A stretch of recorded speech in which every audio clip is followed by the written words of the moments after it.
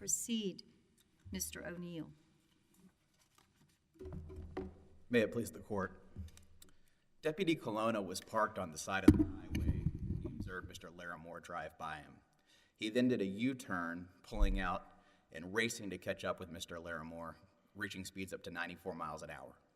Once he caught up with Mr. Larremore, he followed him within a second and at a different point within 100 feet of the rear of Mr. Larremore's trailer. When Mr. How long did he follow him? I'm sorry? How long did he? Approximately 1 mile. 1 mile? Yes, sir. And did he ever engage his emergency lights or his siren? No, Your Honor. How close was he? He looked pretty close. So I think the best estimate of that comes from from Deputy Colonna's testimony towards the beginning of cross-examination and the motion to suppress hearing. I think it's even more illustrative of the video because it shows, how fast they were going. So Deputy Colonna testifies that he was about 1 second behind him, and the Texas driving handbook says that you should be at least 2 seconds behind somebody at that. He's right on him. He's gone 100, not quite 100, but 90-something miles to get up to him, and then he's right on him for some length of time. How long of time was that? I think it was about a mile. I don't remember the a whole time mile. it took. And they were traveling for that entire mile over 60 miles an hour. So he pulls off, which you think is what you do when you're being polite to let somebody go past you on one of those kind of roads. Absolutely, Chief Judge Elrod, yes. So I think a person in that situation says, I'm going to pull over because either the officer's trying to get around me or whomever is behind you driving in that manner. You think either they're trying to get around me or they're trying to engage with me, so you pull over in order to end that driving dynamic. I think it's remarkably different than a situation where an officer approaches somebody on the street, because there you would walk away in order to end the dynamic. But here, when you're actively driving, the way to end the dynamic is to pull over. The way to sort of ignore the officer and go about your business is to pull over. I know we're going to go through the chronology here. Interesting set of facts as it unfolds. But do you contend that your client's pulling over under those circumstances was a Terry stop or any type of seizure or detention? So I want to be really precise about when I think that the seizure happens. It's not when my client pulls over, but it's when the officer pulls in behind him and then gets out of his cruiser, a marked cruiser, wearing his uniform, and approaches him. Okay, before he says anything, it's when he approaches the vehicle. Correct, Your Honor, because that's when he takes an action. And his uniform is a show of authority combined with those actions, communicates to a reasonable person in Mr. Larremore's position that he's not free to drive off and ignore the officer. Does it matter for purposes of your argument whether or not the Terry stop was initiated at that point, or instead whenever he put his arm into the vehicle so he couldn't have driven off without hurting the officer, or if it was in a third time, whenever he said, hold up, don't go anywhere? Does it matter based upon, does your argument depend upon it being the first time that you just answered to Judge Engelhardt as opposed to either the other two times? So I appreciate that, Chief Judge Elrod. My argument is the same if it's the approach in uniform, or if it's the, making physical contact with the car, sticking the hand in the car to where a person wouldn't be able to safely drive away. My argument changes a little bit if he's seized when the deputy says, hang on a second. And the reason it changes a little bit is because at the point when the deputy says, hang on a second, he's observed the open container of alcohol in the back seat.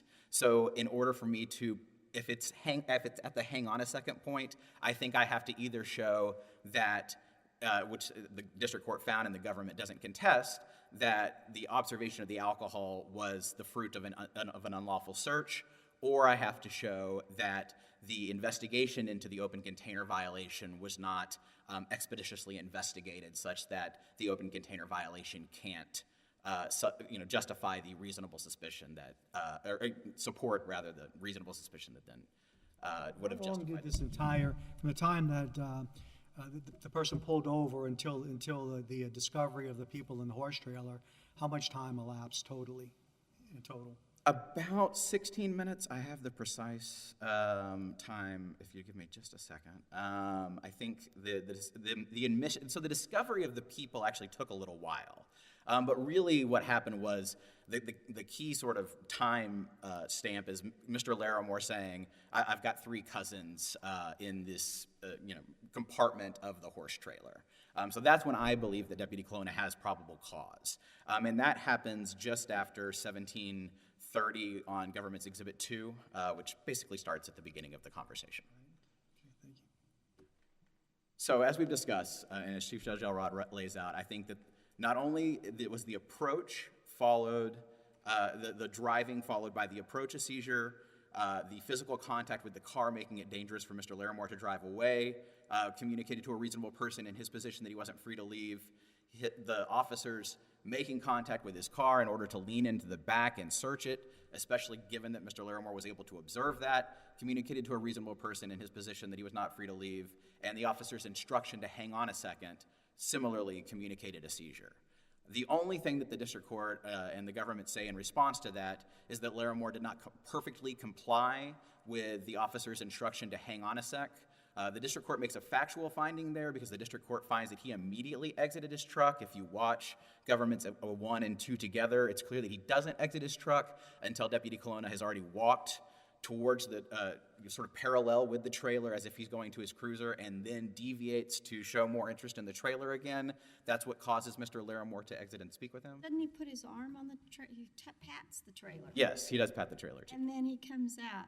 Yes. Then Mr. Larremore comes out between the vehicles. I mean, Absolutely. And I think, Wright tells us pretty clearly that, even when an officer tells you to hang on a sec, as long as you stay on the scene and don't leave, you are complying with that command. You are acceding to the seizure. But do you have a problem here? Because we have great respect for the proceedings of the district court who have heard from the relevant people, and we're supposed to defer to the factual findings. Are you saying there is clear error, or do you believe that there's an erroneous legal determination that has infected this? I think there is clear error as to a very few number of the facts, and as to the ultimate conclusion that Larremore, that these actions that the deputy took up until this point were not a seizure. But I think there were also conclusions of law, for example, where the district court finds that perhaps a reasonable person in Mr. Larremore's position would perceive these things as a seizure, but then the district court says there wasn't, a command in the way that there was in Morris and Wright, or there wasn't flashing lights in the way that there was in Wright. I think finding that there's a specific type of way that a person can be seized, and that this fell out of those that universe, or these prior examples rather, as opposed to just applying the straightforward reasonable person test. I do think that was an error of law.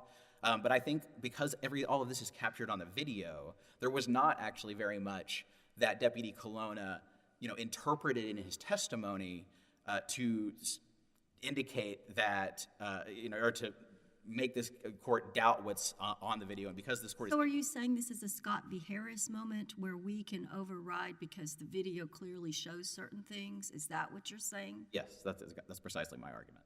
But also, I would encourage you to read Deputy Colonna's testimony. I mean, at Record 224, he agrees that a reasonable person might feel like an officer driving that way is trying to pull him over.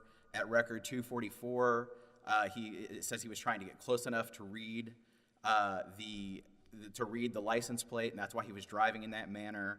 At Record 216 to 17, he agrees that he would not have felt free to leave after hearing "hang on a sec." So to the extent that there was live testimony, the testimony of Deputy Colonna, I think, very much supports the defense's arguments here. Did Deputy Colonna indicate, and I can't remember this, that he actually thought it was drugs? Or was he just using drugs as a ruse to try to engage? So the only time that Deputy Colonna explicitly gives his opinion, I think, is after Mr. Larremore admits that there were people in the trailer. Deputy Colonna says, "Oh, I thought you had drugs, but I knew you were up to something." Okay, so he is saying, because before when he's trying to engage him to unlock the trailer, he's saying, well, I want to make sure you don't have any drugs there. So Right. That's not a ruse. It doesn't matter. I mean, he could could lie to him. Right. Yes, and that's true. He says, I think, I really need to look in the trailer. I think you're up to something. He gives a sort of, description, Mr. Larremore, I know, you're, I think you maybe have been doing this a long time. He does mention in the video things like that. In the hearing, he never says that he developed a reasonable suspicion or a probable cause prior to Mr. Larremore saying that he had people in the back of the trailer. So when is it that the district court determined he was not free to leave? The district court determined he was not free to leave when Deputy Colonna told Mr. Larremore that he was stuck and that he needed to look inside of that trailer. But not at the point where he said, hold on? The district court explicitly says that was not a seizure. The district court found that not to be a seizure. So the district court finds the seizure, and then the next important facts that follow that are the request for consent to search. The district court finds consent. It's really important to pay attention to the language that was used. Mr. Larremore, when first asked to consent, he says, well, the trailer's locked. Deputy Colonna says, well, if I could, if I get some, would you help me if it weren't locked? And Mr. Larremore says yes, and he says, well, I've got some bolt cutters, and I can get some bolt cutters. Mr. Larremore, equivocates a little bit, says, get your bolt cutters, and then immediately says something that's partially audible, partially muffled by the officer, touching him, his chest where the body camera is. But the officer, at the very least, understands him to be either giving consent or revoking it. Our argument is that he never gave consent at all, because saying get your bolt cutters or agreeing to the counterfactual, I would like to help you if I could, neither of those are consent to search. Even if what if he did revoke as opposed to that original consent? I don't think that changes the analysis at all, because the discussion then continues for another 10 minutes where the revocation becomes clearer and clearer. At one point, Mr. Larremore says, well, go get your dog, or I'd prefer that you get your dog. He asserts, I have my rights. And it's not until he gives the statement that gives rise to probable cause that the search actually happens. So I think if the revocation happens anywhere between the initial go get your bolt cutters and the statement that there are 3 people in the back of the trailer, that doesn't change the argument. You don't think saying get your bolt cutters is some form of consent? No, I think it indicates that he was considering consenting. He had said, well, here's this problem, this logistical issue where I can't consent. And Deputy Colonna said, well, I can solve that for you. And Larremore said, well, let's see, go get him. Think about what would have had to happen. Deputy Colonna would have had to walk to his cruiser, get the bolt cutters out, come back, and then presumably he would have said, so I can cut this, kind of thing. That's how you would sort of politely do this. So I think there's a lot of opportunity. I think get your bolt cutter still leaves it very much up in the air whether Mr. Larremore is consenting to a search of the trailer. Is it a type of consent for him to say, bring your dog, I want your dog to, basically he's saying, I want you to bring a trained dog to sniff around my trailer and possibly alert to something, whether it's drugs or whatever. Isn't he consenting to that? So, Judge Engelhardt, I would see that perhaps if it wasn't presented to him as a binary, if it wasn't presented to either you give me consent or I'm getting the dog, then I would consider possibly that would be a consent, not to the search, but to a further extension of the stop to wait for the dog. And I think if that had happened, this would be a closer case and a harder argument. I was asking in the context of if we say that he withdrew his consent. I think at one point he says, I don't want you to search the trailer. Yes, sir. I think that's after the bolt cutter comment. Yes, sir. But then he says, well, bring the dog, bring the dog, bring the dog. So in other words, he's okay with that. Well, I hear it more as I would rather you have to get the dog because I know the dog isn't going to alert and I don't have to sacrifice my privacy rights. But he's only saying that in response to either you consent or I'm getting the dog. It's not a can I drive away peaceably time. There's not a third option there. I don't think so, yeah. And I think if he'd been presented with that third option, he would have gladly taken it. What about, though, I'm confused about what role the trespass, the district court found that there was a trespassery search. Yes. With the container and all of that. So what role does that play in this, and does that help you in any way? Yes, Your Honor. I think it plays 2 roles. First, I think if the seizure is found after hang on a sec, The fact that it was a trespassory search that led to the observation of the open container means that there wasn't probable cause supporting the seizure at the hang on a second. The district court found that there was a trespassory search. Correct. And so I think if the district court didn't rely on the fruits of that search to justify the seizure because it didn't find that the seizure happened then. But I think if you were to find that the seizure happens at hang on a sec, you couldn't then say, but it was justified by probable cause because of the observation of the open container. The second, if I might briefly finish answering your question, the second way I think the open container helps the defense is because if this court, the ultimate search was justified by probable cause if you find that it wasn't justified by consent. When Mr. Larremore finally gives the statement that gives the probable cause, the statement, the admission that there's 3 people in the trailer, it's directly after being confronted with the open container. So that statement giving probable cause is one of the fruits of the unlawful trespassory search that then leads to the probable cause, which causes the ultimate search.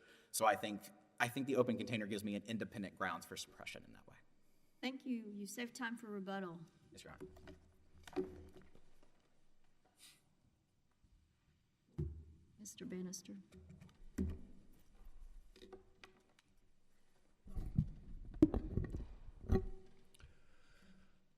Good morning.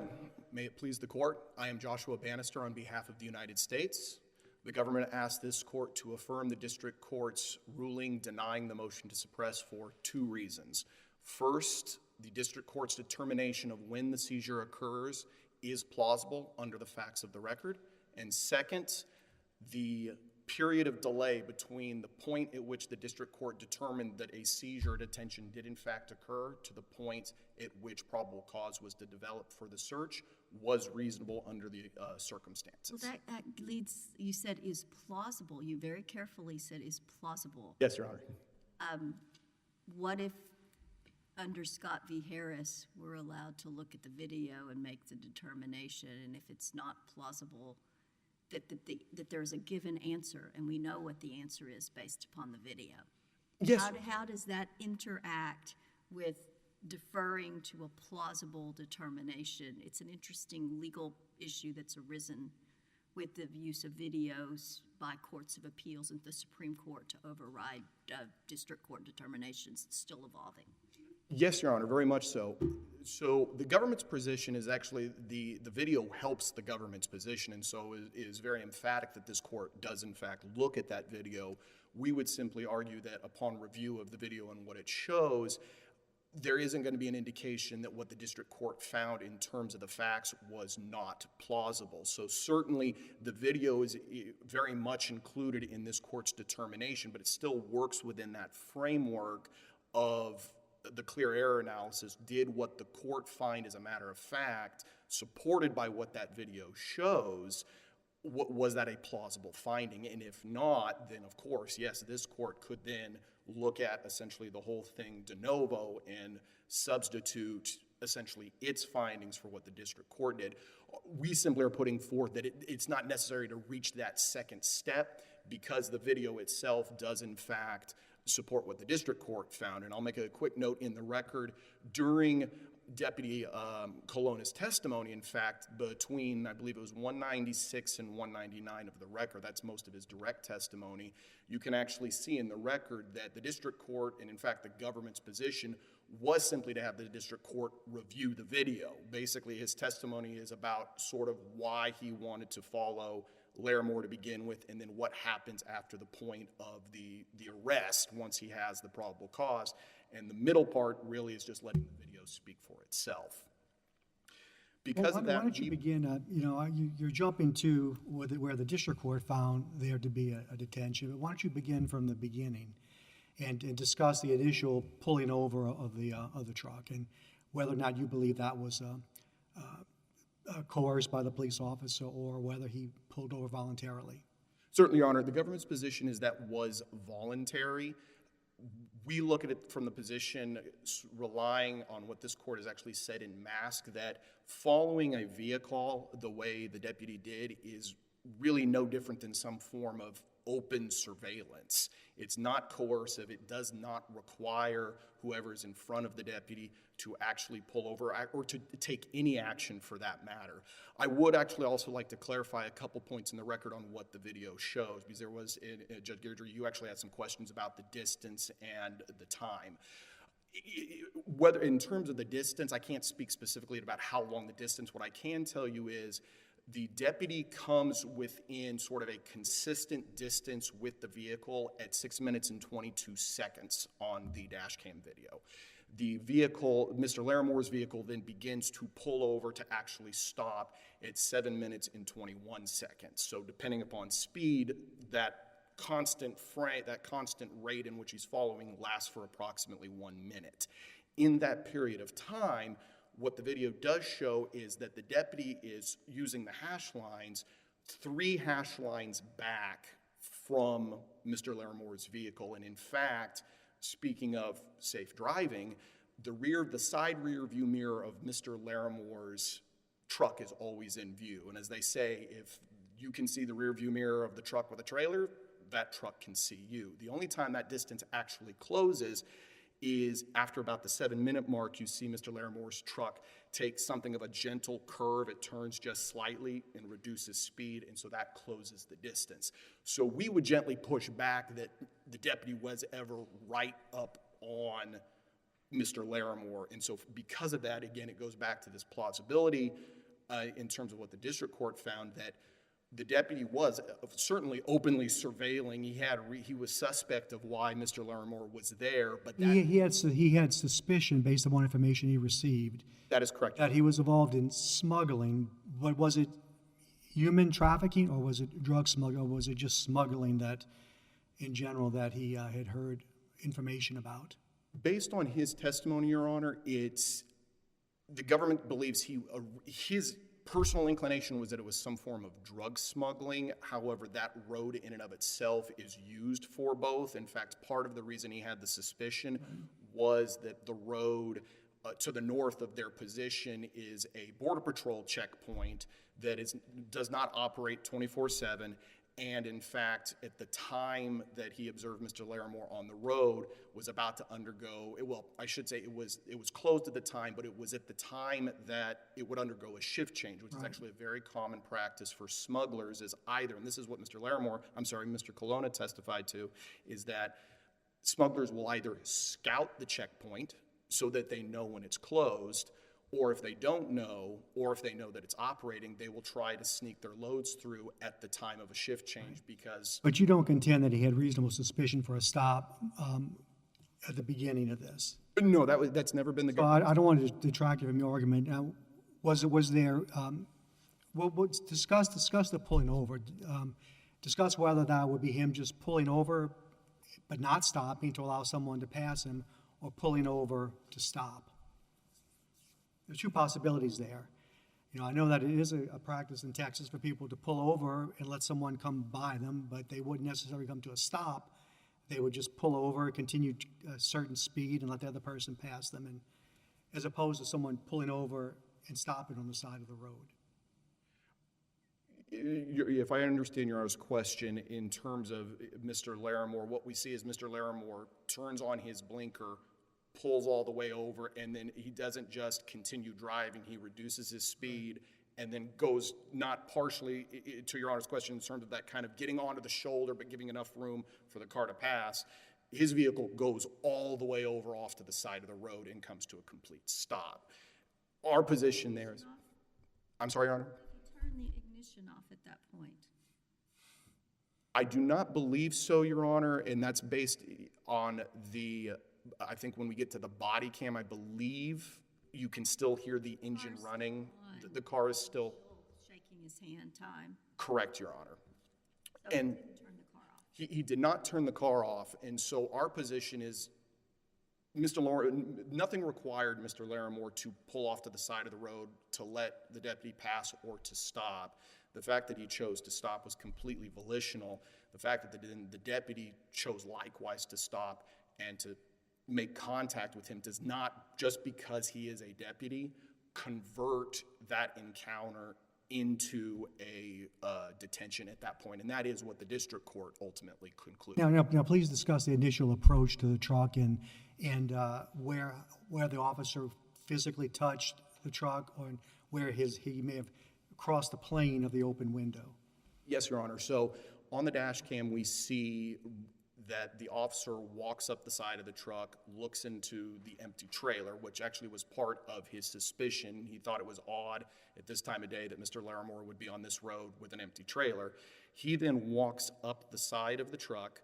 I would like to make a note that before he ever actually gets to be parallel with the driver, you actually see Mr. Larremore voluntarily drop his rear window. That is captured in the body cam. That's never a command given by the deputy, and the deputy's not even up parallel when he does it. The deputy is then standing approximately 3 feet away from the truck, and this is when you can marry it up with the body cam. You see him point into the window. On the body cam, you hear him say, essentially, "You're Mr. Larremore, right? I thought I recognized you." Mr. Larremore extends his hand, and it's at that point the deputy closes the distance and reaches in order to shake Mr. Larremore's hand. At that point, they're simply in the middle of a conversation, and what we actually see, and it's more detailed on the body cam than the dash cam, because the dash cam's further away, is you just see the deputy having shaken Mr. Larremore's hand, leaning against the truck, conversing with him. He's not grasping the truck. He's not holding it or exhibiting any sort of nonverbal action to show that he's trying to hold the truck there. He's simply leaning against it, to Chief Judge Elrod's question, with the engine running, trying to talk with the Mr. Larremore, who's inside the truck. And in fact, because of the noise, it's hard to hear parts of the conversation because there's so much noise. Our position there is, therefore, that touching is not any sort of physical force with an intent to restrain. It's simply incidental so that the deputy can have a conversation with Mr. Larremore. So, and that is what, again, the district court concluded, observing in total all of those facts, which then actually brings us to the statement, the "hang on a second for me." The district court concluded, and we believe, again, this is reasonable in light of the total record, that, one, this was not an instruction, this was not a command, this was simply what two people do in a conversation when one of them has to pause the conversation. Colloquially, it was no different than him saying, "Excuse me for a second." What you actually see right before he makes that statement is actually you hear Mr. Larremore talking about taking the trailer to sell it, and you actually hear Mr. Larremore laughing. That's the part that right precedes this break. You hear the deputy say, "Hang on a second for me," and even applying the way this court looks at the factors such as language and tone, this court has the benefit of the video, and there's even a slight upward lilt in the deputy's tone of voice, indicating this isn't some sort of show of authority or a command. This is a request. It's akin to saying, "Excuse me a second." He then steps away, and as he testified to, his subjective intent was to go radio his dispatches to let him know where he was. I know... Do with the statement by the deputy that says, he was asked specifically at record 216-17, a reasonable person in his shoes would feel to just drive off from that would a reasonable person feel that they could just drive off from the interaction? And he specifically says no, direct no. So the officer himself, the deputy himself, thought that a reasonable person would not feel that he could drive off at that point. And so does that not have any purchase here? The person doing the statement said that a person wouldn't think they could just drive off making the statement. I don't think so, Your Honor, and the reason, for two reasons. One, it's not about the subjective perception of the deputy, but I think more to the point, I believe the deputy also said... No, it's not about whether he thought he would be. He thought a person should not, and that would be very suspicious. He has some other language about it, if he would have driven off. Yes, Your Honor, but the point is the deputy's subjective understanding of whether or not Mr. Larremore was detained. I think the problem with that, and again, it was under cross-examination, but it's essentially trying to supplant the subjective mindset of the deputy for the objective test. Additionally, the deputy also testified in that same vein that he had not detained Mr. Larremore. So then you essentially have a conflict within the deputy's own testimony, which again is why actually the government does lean heavily on what the video itself shows in the context of what does the deputy verbally say, what happened right before it, right after it, and what is the deputy's tone of voice. We would submit that's actually far more reliable for the court than the deputy's personal opinion. If you then start doing that, then there's the issue about the deputies asserting some dominion over the vehicle by leaning on the vehicle, by getting up with the guy. There are, by parking just right there, right on the, just so close and at an angle right there. There are a lot of things that are part of this encounter that make it where the deputy's making his presence known. I'm not saying that's inappropriate, but it takes it away from just, gee whiz, we're two guys having a conversation on the side of the road here, and we're so glad that we're neighbors. It is not that kind of interaction. Oh, certainly not, Your Honor. Certainly that maybe some of the deputy's tone has a little bit of that flavor, but I think to Your Honor's point, it is important that the deputy parks to the rear, again, without the lights, which of course lights aren't necessarily dispositive, but the fact that there are no lights would cut against a showing of authority. The deputy did not pull in to cut off any avenue of But he's egress. awfully close to where he is. I mean, it's not like he's parked 100 feet behind or something. You know, it's not, he's right up in there. He is, Your Honor. I think part of that is, one, can also be seen as just it makes it easier for the deputy than to walk, by not, one, for safety, he doesn't have to walk as far. Two, the positioning of the patrol call also, just from a pure safety standpoint, actually blocks and then protects Mr. Larremore's vehicle. And there is actually a couple points where you do have, even though it's a bit of a desolate road, there is still traffic out there, and there's a point where two cars do pass by. But you think it's completely appropriate for the court to look at all of that and to look at him leaning up, for this court to look at all of that, him leaning up against the vehicle and all of that, and hold on a second, and whether it was done with an upward inflection or not, we're supposed to consider all that. I believe the court is supposed to consider that, Your Honor, but again, in the context of, was it, given what the district court found, was it plausible in light of everything that Your Honor just discussed? Could the district court plausibly have reached the conclusion that it did, which we submit, yes, it could have.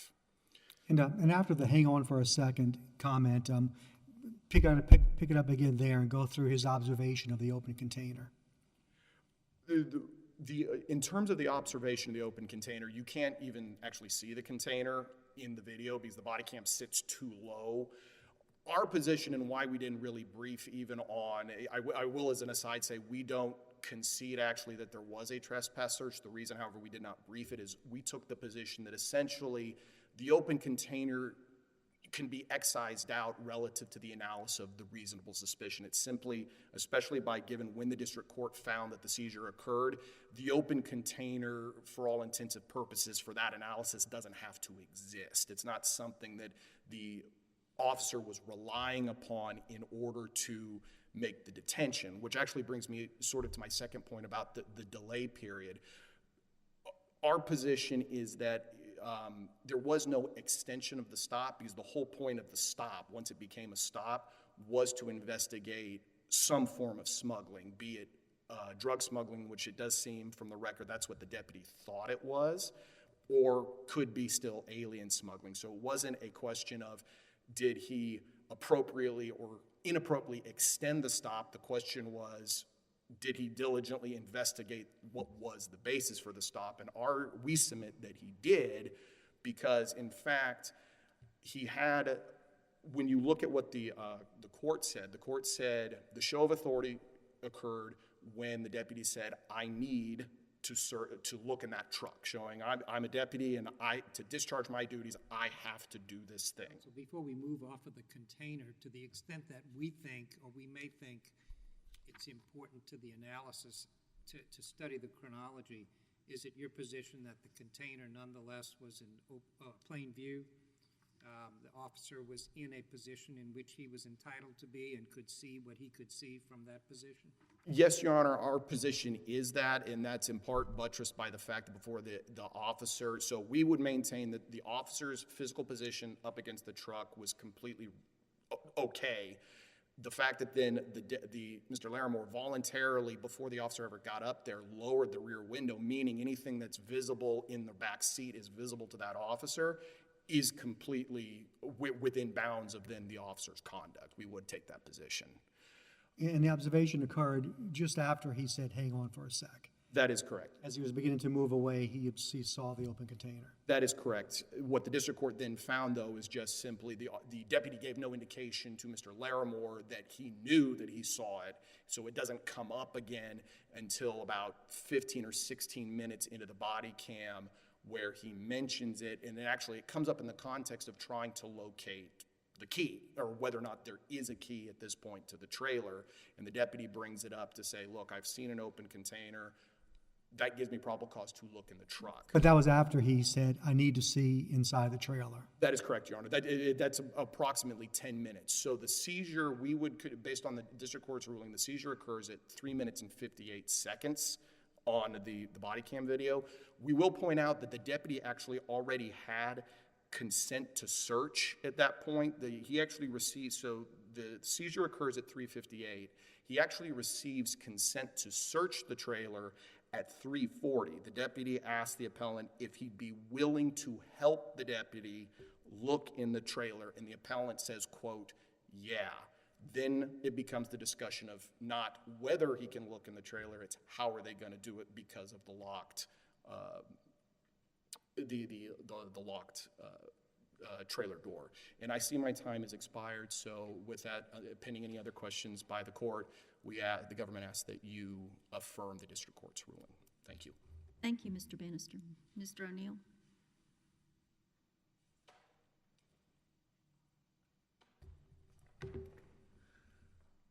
Unless the court directs me otherwise, I'd like to discuss the 4 different paths to suppression that I see here. The first is if the seizure happened when Deputy Colonna pulls in behind Mr. Larremore and starts to approach him, or when he leans in on the car to talk to him, making it dangerous for Mr. Larremore to drive away. The government has never disclaims today reasonable suspicion at that point. Therefore, the district court would have erred and the suppression motion should have been granted.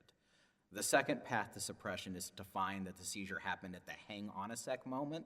The only thing that changes, that I argued earlier in response to Chief Judge Elrod's question, that changes is the open container. My friend for the government today tells us that the open container doesn't matter for this analysis, so it seems to me that the government is explicitly disclaiming any reliance on that, which I think makes my previous answer to Chief Judge Elrod's question different, in that it doesn't make a difference now whether the seizure happened at the handshake and the physical contact with the vehicle or as late as hang on a sec. The second route, the third route to suppression is to find that the district court erred in finding consent to the search and that it was in fact a probable cause search. That probable cause, though, was the fruit of the unlawful search of the car in order to view the container. And I want to briefly touch on Judge Engelhardt's question to my friend about the container being in plain view, because the record is very clear that the container was not in plain view. The district court, in fact, found that Colonna had to lean in for a moment into Mr. Larremore's truck in order to spy an open container of alcohol on the floor in the back cab of the truck. So this was not. Let me stop you there. How far did he lean in? How far did he actually break the plane of the open window? So if you look at the video, it appears, I see him as leaning in more than the district court characterizes it. The district court characterizes it as his hat or himself, briefly breaking the plane of the open That's window. what I saw when I looked at it, was that the bill of his cap barely broke the plane of that open window. I agree, but I think He didn't stick his entire head in there and head and arms in there looking around. He leaned in slightly enough for the bill of his cap to break the plane of the open window. Yes, Your Honor, I agree, but I think that it's the breaking of the plane is not the only thing that matters. I think it's also the physical contact with the truck. So in But don't you think it's common? I can't imagine many situations when a police officer is talking to someone in a car, for whatever reason, that they don't put a hand on the car. Oh, I completely agree. And that's why this course cases on the trespassory search tell us that incidental touch is fine. But here, the deputy testified that he had to lean on the truck and had to peer in order to look for the open container, and that that's what he was doing. So it's the trespass combined with the intent to gain a broader field of view than you otherwise would that takes the open container outside of plain view and makes this a trespassory search. So if you were to agree with me on that argument, you would find that that search was unlawful, and then it is then the fruits of that search, his observation of the open container, that Deputy Colonna uses about 17 minutes later to finally get Mr. Larremore to admit what's going on. He confronts him with his observation of the open container, saying, I observed an open container earlier. That gives me probable cause to search your truck. If I search your truck, am I going to find the key to that trailer? And Mr. Larremore says, "Oh well, you might." And he says, "Because I'm gonna search that truck." And then that's what causes Mr. Larremore finally to say, "There are people in that car." But wasn't that after the government concedes that there was a stop? Yes, Your Honor. That happened after the government concedes that a seizure happened. So under any one scenario that we view it at that point, was there reasonable suspicion at that point? No, I think they're independent analyses. So we have an unlawful search. I think this argument is independent of when the seizure happens, right? Because regardless of whether the seizure happens before the search or after the search happens. The search is a trespassory search that's unlawful. It's not supported by probable cause at that point. And then the only question is, what are the fruits of that search? So regardless of whether... I just want to clarify, I understand what you're saying. My point is that the fruits of the search, the comment that was made that caused him to talk about the key, was after the government concedes that there was a stop. I agree, Your Honor, yes. Just want to make that point clear. Yes. I think, yes. What's the fourth point again? So there's the seizure and whether it was supported by reasonable suspicion. There's whether, and those are 2 points that collapse into one, I think, with the government's admission. The third or second, depending on how you number them, is the fruit of the unlawful search being used against Mr. Larremore. And then the fourth one is whether there was reasonable suspicion at the point that the government concedes that there was a seizure. Thank you. We have Thank you. the argument. I want to just say that the arguments that we heard today were very helpful to the court, and this is exactly the type of argument that is envisioned when we teach at law schools and such about how learned colleagues are instructing the court as to what the facts and the law in a case are about. And so both lawyers did an exemplary job of answering the court's questions, and we note that Mr. O'Neill is court appointed, and we appreciate your service. Thank you both. The case is submitted. Thank you, Your Honor.